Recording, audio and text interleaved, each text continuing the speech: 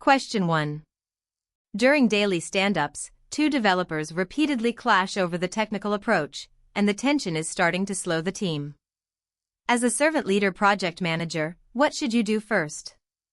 Is it A. Make the technical decision yourself so the team can move forward quickly? B. Escalate the conflict to their functional managers for a performance discussion? C. Assign the two developers to separate work streams so they no longer interact? D. Bring the two together privately to understand each perspective and help them reach a collaborative resolution? The correct answer is D. A servant leader addresses conflict directly at the lowest level by facilitating open dialogue and helping the parties collaborate on a solution. Separating them or making the decision unilaterally avoids the root issue and undermines team ownership, while escalating prematurely skips the collaborative step that keeps the team empowered. Question 2. A newly formed Agile team is unsure of its goals. Members are deferring to the project manager for every decision, and productivity is low. Which action best helps the team mature? Is it A. Wait passively until the team self-organizes on its own? B. Reduce the length of iterations to force quicker decisions? C. Establish a shared team charter and ground rules, then coach members towards self-organization? D. Introduce individual performance bonuses to motivate faster delivery? The correct answer is C. An early stage, forming, team needs clarity and structure. Co-creating a team charter and ground rules builds shared purpose and gradually enables self-organization. Simply waiting provides no guidance, individual bonuses can undermine collaboration, and shortening iterations does not address the underlying lack of alignment. Question 3. A key team member will be unavailable for 2 sprints due to a family emergency, threatening a critical deliverable. What is the most effective leadership response? Is it A. Remove the deliverable from scope without consulting stakeholders? B. Work with the team to redistribute the work, support the member, and adjust the plan transparently with stakeholders? C. Replace the member permanently to protect the schedule? D. Insist the member complete the work remotely despite the emergency? The correct answer is B. Emotionally intelligent leadership balances empathy for the individual with responsibility to the project by supporting the member, reallocating work, and communicating impacts honestly. Forcing the member to work, silently cutting scope, or permanently replacing them damages trust and ignores stakeholder transparency. Question 4. Team velocity has dropped for 3 consecutive sprints, and the team seems disengaged during retrospectives. What should the project manager do to re-energize the team? Is it A. Take over facilitation and dictate improvement actions? B. Set a stretch goal and publicly compare each member's output? C. Facilitate an open retrospective to surface impediments and let the team own the improvement actions? D. Skip retrospectives to save time for delivery? The correct answer is C. Declining velocity and disengagement signal impediments the team must surface and address themselves. A psychologically safe retrospective lets them identify root causes and own improvements. Public comparison harms safety, dictating actions removes ownership, and skipping retrospectives eliminates the very mechanism for continuous improvement. Question 5. A stakeholder frequently bypasses the product owner and asks developers directly to add features mid-sprint. How should the project manager address this? Is it A. Allow the request since the stakeholder is important? B. Instruct developers to refuse all communication with that stakeholder? C. Add every requested feature to the current sprint to keep the stakeholder satisfied? D. Coach the stakeholder on the intake process and reinforce the product owner's role in managing the backlog? The correct answer is D. Protecting the team from disruption while respecting stakeholders means coaching on the proper channel and reinforcing that the product owner prioritizes the backlog. Blindly accepting requests destabilizes the sprint, cutting off communication harms the relationship, and injecting work mid-sprint breaks the team's commitment. Question 6. A distributed team spanning several time zones reports feeling disconnected and misaligned on priorities. Which approach best improves team cohesion and shared understanding? Is it A, require everyone to attend meetings during one region's business hours? B, reduce communication to weekly written status reports only? C, rely solely on email to avoid scheduling difficulties? D, establish shared communication norms, rotate meeting times fairly, and use collaborative tools for transparency? The correct answer is D. Virtual teams thrive on agreed communication norms, equitable meeting scheduling, and transparent collaboration tools that keep everyone aligned. Forcing one region to always accommodate others breeds resentment, and reducing to email or weekly reports lowers the interaction needed for cohesion. Question 7. A team member consistently delivers high-quality work but wants to grow into a technical lead role. What is the best way for a servant leader to support this? Is it A, deny the request to avoid disrupting current assignments? B, promise the promotion immediately regardless of readiness? C, provide stretch assignments, mentoring, and opportunities to lead technical discussions? D, ignore the request since delivery is already strong? The correct answer is C. Servant leaders support individual growth by removing barriers and creating development opportunities such as stretch assignments and mentoring that build readiness. Denying or ignoring the request stifles motivation, while promising an unearned promotion sets false expectations and can harm the team. Question 8. Midway through a predictive project, a stakeholder submits a formal request to add a significant new feature. What should the project manager do first? Is it A, add the feature only if the team has spare capacity this week? B, evaluate the change's impact on scope, schedule, cost, and risk, then route it through the change control process? C, immediately implement the change to keep the stakeholder satisfied? D, reject the request because the baseline is already approved? The correct answer is B. Integrated change control requires assessing the full impact of a requested change and submitting it for approval before any action. Implementing immediately bypasses governance, outright rejection ignores potential value, and acting on spare capacity skips formal impact analysis and authorization. Question 9. An EVM report shows a project with CPI equals 0.85 and SPI equals 1.05. What does this indicate about project performance? Is it A, the project is on budget and on schedule? B, the project is over budget and behind schedule? C, the project is under budget and behind schedule? D, the project is over budget but ahead of schedule? The correct answer is D. CPI below 1.0 means the project is spending more than the value earned, so it is over budget, while SPI above 1.0 means more value has been earned than planned, so it is ahead of schedule.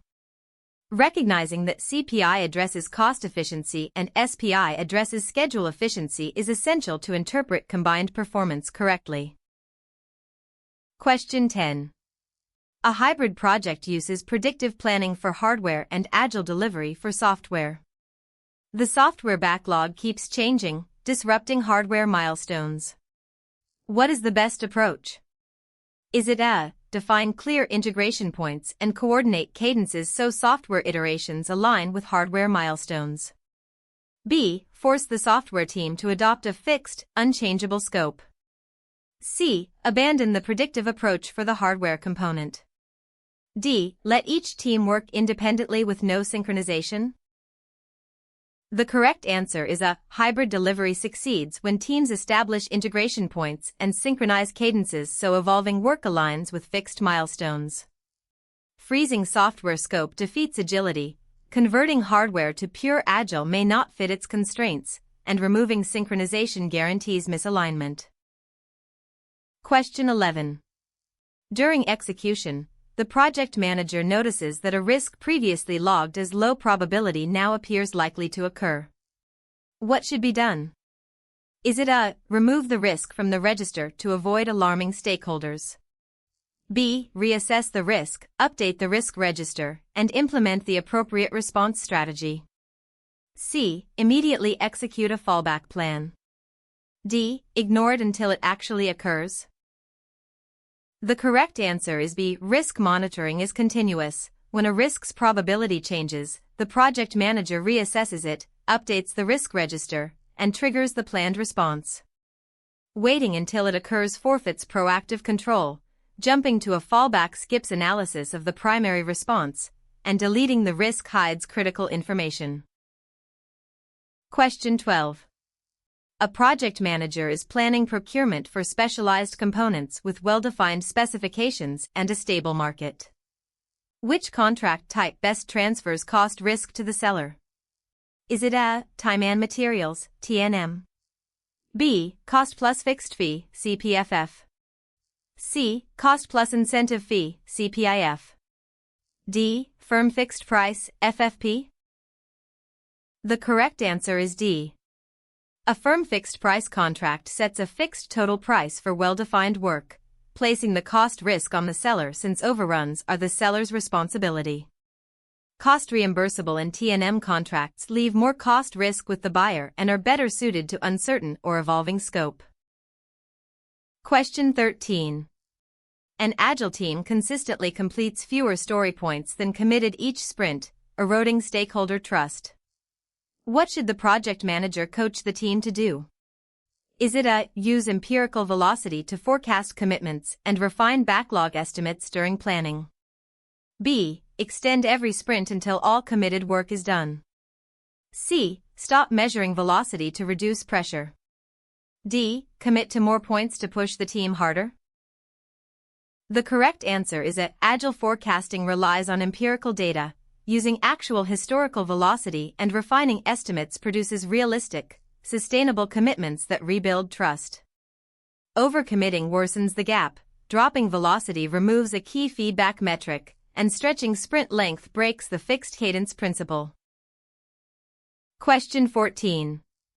A project schedule shows the critical path has 0 float, and a non-critical activity has 6 days of float. An unexpected delay consumes 4 days of that activity's float. What is the schedule impact? Is it A. The project end date is unaffected because float remains on that activity? B. The project must be crashed to recover? C. The project end date slips by 4 days? D. The critical path immediately changes to that activity? The correct answer is A. Float is the amount of delay an activity can absorb without affecting the project finish date. Consuming 4 of 6 days of float still leaves 2 days, so the end date is unaffected. Only when a delay exceeds available float does it affect the critical path or the project completion date. Question 15. Quality inspections reveal a recurring defect in a deliverable. The project manager wants to prevent recurrence rather than just fix the symptom.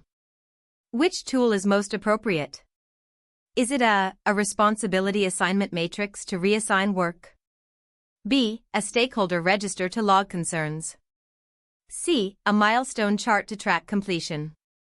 D. A root cause analysis such as a fishbone diagram to identify underlying causes? The correct answer is D. Preventing recurrence requires identifying underlying causes, and a cause and effect, fishbone, diagram or the 5 whys systematically uncovers root causes. Milestone charts, RAMs, and stakeholder registers serve tracking and assignment purposes, not defect cause analysis. Question 16. At the start of an iteration, the product owner reprioritizes the backlog so a high-value feature moves to the top. How should the team respond during iteration planning? Is it A. Pull the reprioritized high-value items into the iteration based on capacity and definition of ready? B. Complete the previous order first, then address the new priority next iteration?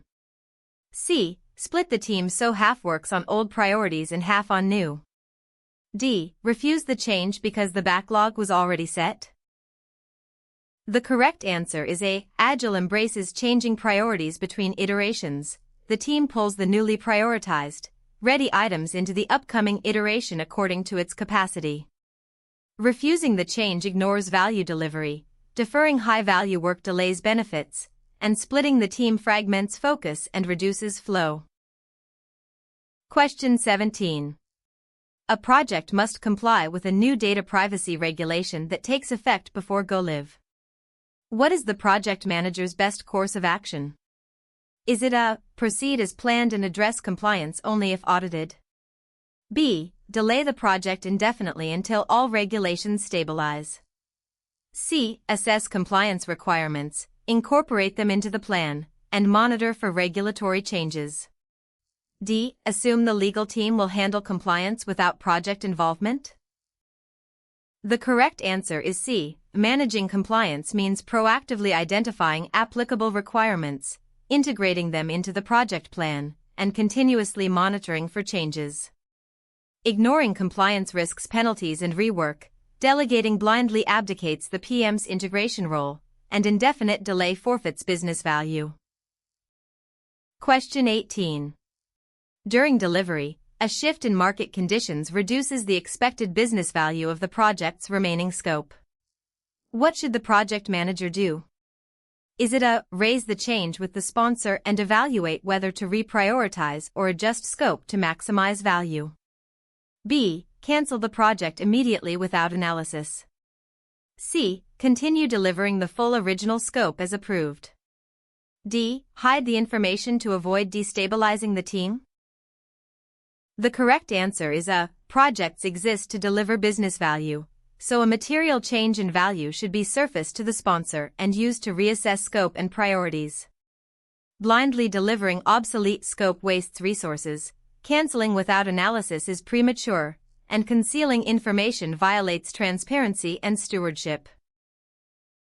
Question 19. A project delivers an output, but the organization struggles to adopt the new process, so expected benefits are not realized. What was most likely missing? Is it A. A more aggressive project schedule?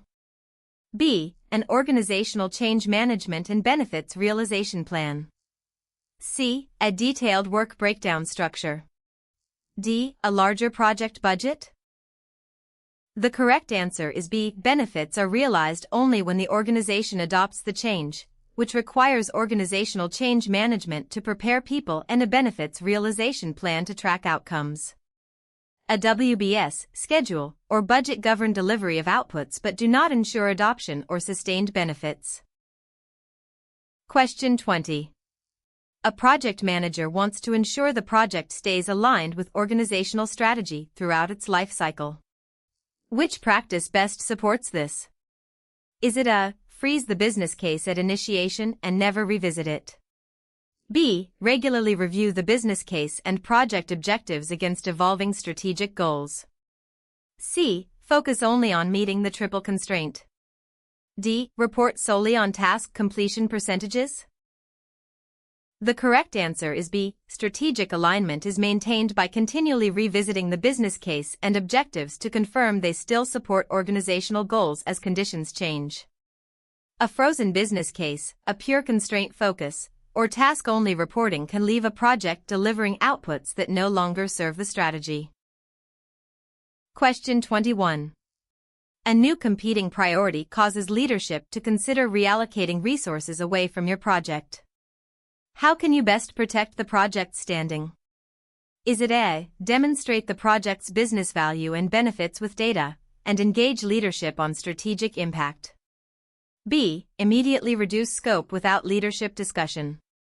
C. Compete with the other project team for resources aggressively? D. Withhold status information so leadership cannot compare projects? The correct answer is A. When priorities compete, articulating the project's quantified business value and strategic contribution helps leadership make informed portfolio decisions.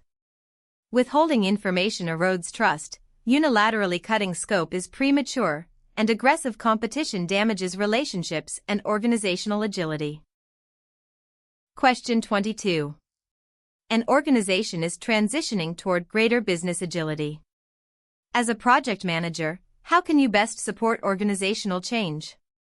Is it A. Wait for a formal mandate before adjusting any practices? B. Adopt every Agile framework simultaneously to accelerate the transition. C. Insist teams retain their existing predictive processes unchanged.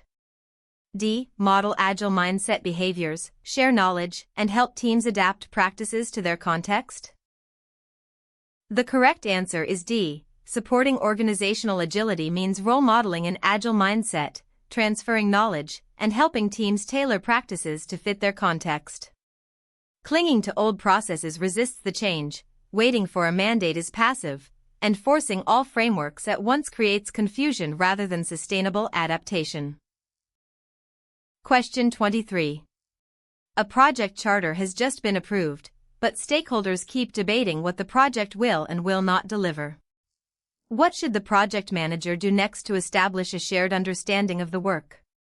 Is it A. Ask the sponsor to make all scope decisions unilaterally?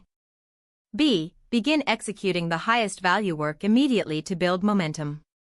C. Freeze scope discussions until the schedule baseline is set?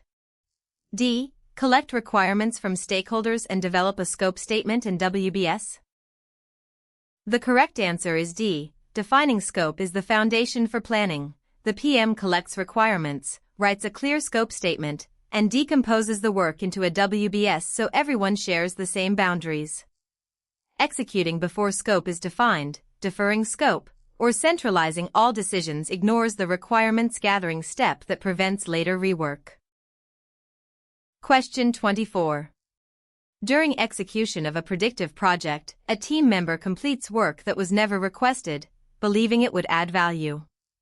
The extra work delayed an approved deliverable. What does this situation represent? Is it A. legitimate change that requires no documentation? B. Gold plating, which should be prevented by controlling scope to the baseline? C. Scope creep initiated by the customer that must be accepted? D. Progressive elaboration of the requirements? The correct answer is B. Adding unrequested extras that were not authorized is gold plating, and controlling scope means delivering exactly what was approved, no more and no less. Scope creep comes from uncontrolled stakeholder changes, progressive elaboration refines defined work, and any real change must go through change control. Question 25. A project has BAC equals $200,000. At the status date, work is 40% complete, PV was planned at $100,000, and AC is $90,000. What is the cost variance, CV? Is it A. minus $20,000? B. $20,000? C. minus $10,000? D. $10,000? The correct answer is C. EV equals 40% of BAC equals 0.40x $200,000 equals $80,000, and CV equals EVAC equals $80,000 to $90,000 equals minus $10,000. A negative CV means the project has spent more than the value earned and is over budget. PV is used for schedule variance, not cost variance. Question 26. Using the same data, EV equals $80,000, PV equals $100,000, what is the Schedule Performance Index, SPI, and what does it mean? Is it A. 1.25, meaning the project is ahead of schedule? B. 0.89, meaning the project is over budget? C. 1.11, meaning the project is on schedule? D. 0.80, meaning the project is behind schedule? The correct answer is D. SPI equals EV/PV equals $80,000/$100,000 equals 0.80, and an SPI below 1.0 means less value has been earned than planned, so the project is behind schedule. Cost efficiency is measured by CPI, EV/AC, not SPI. Question 27. A project has BAC equals $500,000, EV equals $200,000, and AC equals $250,000. Assuming current cost performance continues, what is the estimate at completion, EAC? Is it A. $450,000? B. $500,000? C. $550,000? D. $625,000? The correct answer is D. CPI equals EV/AC equals 200,000 divided by 250,000 is equal to 0.80, and when current performance is expected to continue, EAC equals BAC/CPI equals 500,000/0.80 equals $625,000. This formula projects the final cost by extrapolating the cost efficiency observed so far. Question 28. A network diagram has two paths to completion. Path A, start BD end, totals 15 days, and Path B, start C end, totals 12 days. What is the total float of activity C on Path B? Is it A, 12 days? B, 15 days? C, 3 days? D, 0 days? The correct answer is C. The critical path is the longest path at 15 days, so Path B has 15 minus 12 is equal to 3 days of total float shared across its activities. Activity C can slip up to 3 days without delaying the project. Only critical path activities have 0 float. Question 29. The sponsor wants the project finished 2 weeks earlier and has approved additional budget. The PM decides to add resources to critical path activities. Which schedule compression technique is this? Is it A, resource leveling? B, fast tracking? C, crashing? D, rolling wave planning?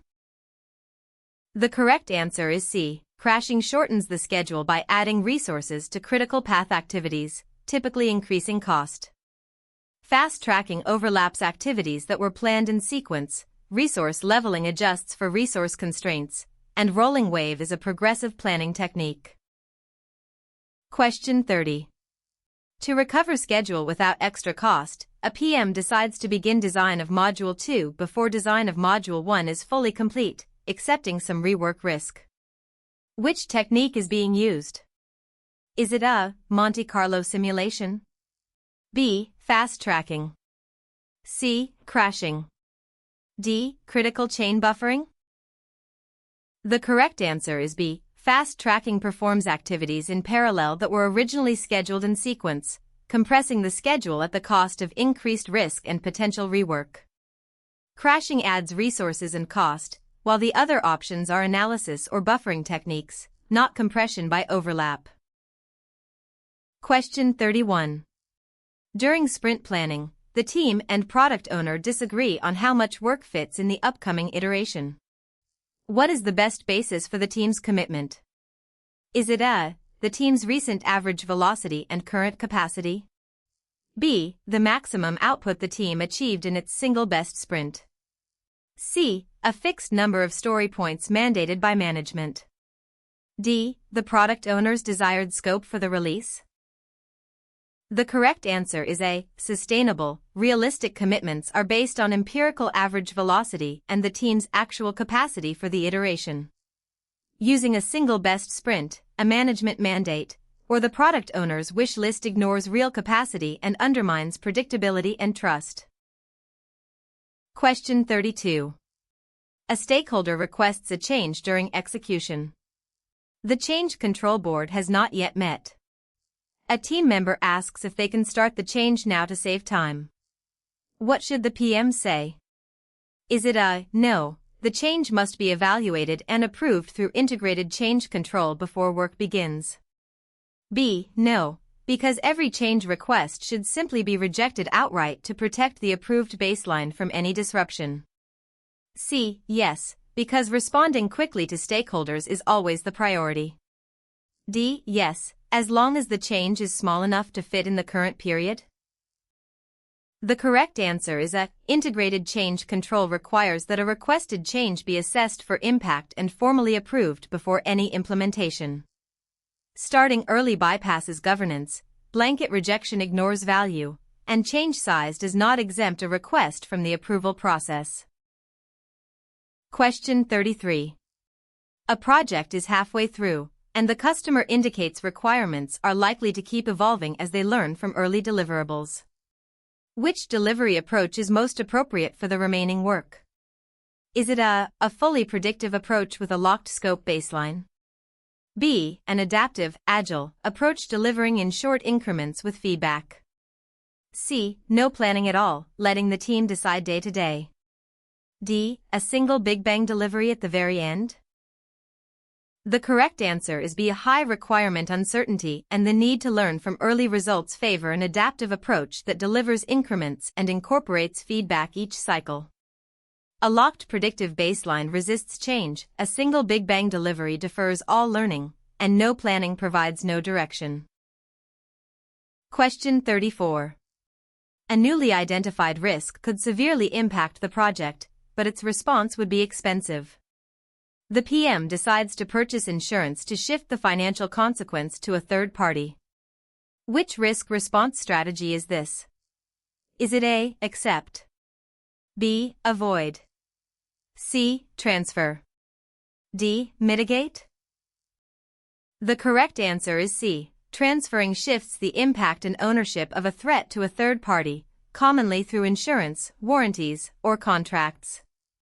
Mitigation reduces probability or impact directly, avoidance eliminates the threat, and acceptance takes no proactive action. Question 35. A risk with high probability and high impact is identified early. The PM changes the project plan to eliminate the condition that gives rise to the risk entirely. Which response strategy is this? Is it A. Transfer? B. Accept? C. Avoid? D. Escalate? The correct answer is C. Avoidance eliminates a threat by removing its cause, for example by changing scope, approach, or plan so the risk can no longer occur. Transfer shifts impact to another party, acceptance takes no action, and escalation moves a risk outside the project's authority. Question 36.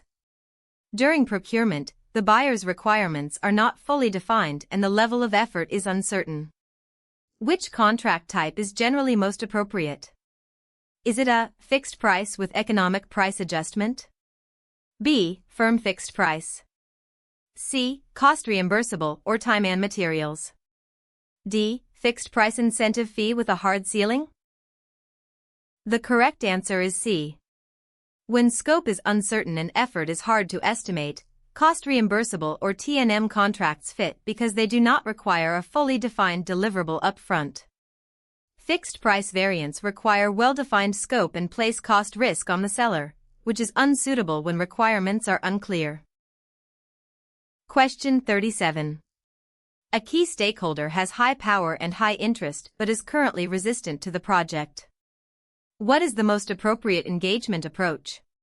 Is it A. Avoid contact to prevent conflict? B. Manage them closely with proactive, tailored engagement to move them toward support? C. Keep them informed with periodic updates only, treating a resistant high-power stakeholder as a lower priority? D. Monitor them with minimal effort? The correct answer is B. High-power, high-interest stakeholders should be managed closely, and a resistant one needs proactive, tailored engagement to shift them toward support. Minimal monitoring or merely keeping them informed underuses engagement, and avoiding contact allows resistance to grow unchecked. Question 38. A project has 6 stakeholders now, and 3 more will join next month. Using the communication channels formula, how many additional channels are created when the team grows from 6 to 9? Is it A. 15? B. 21? C. 36? D. 3? The correct answer is B. Channels equals n(1)/2, so 6 people give 15 channels and 9 people give 36 channels. The increase is 36 minus 15 is equal to 21 additional channels. The formula shows communication complexity grows faster than headcount, which is why larger teams need deliberate communication planning. Question 39. A defect is discovered during quality control inspection late in the project. The PM wants to understand where in the process the defect was introduced and stop it from recurring. Which tool best supports this? Is it A. histogram of measurement values? B. A cause and effect fishbone diagram to trace root causes. C. A control chart showing whether the process is stable. D. A Pareto chart ranking defect frequencies. The correct answer is B. To trace the underlying cause of a defect and prevent recurrence, a cause and effect Ishikawa/fishbone diagram systematically explores potential root causes. Control charts show stability, Pareto charts rank frequency, and histograms show distribution, but none isolate root cause the way a fishbone does. Question 40. The project manager wants to distinguish between quality assurance and quality control. Which statement correctly describes quality assurance? Is it A. It focuses on improving and auditing processes to build quality in. B. It inspects deliverables to detect defects after they occur. C. It is performed only at the end of the project during closeout. D. It measures whether individual outputs meet specifications. The correct answer is A. Quality assurance is process-focused and proactive, auditing and improving processes so quality is built into deliverables. Quality control is product-focused and inspects specific deliverables to detect defects, which is a reactive, output-level activity.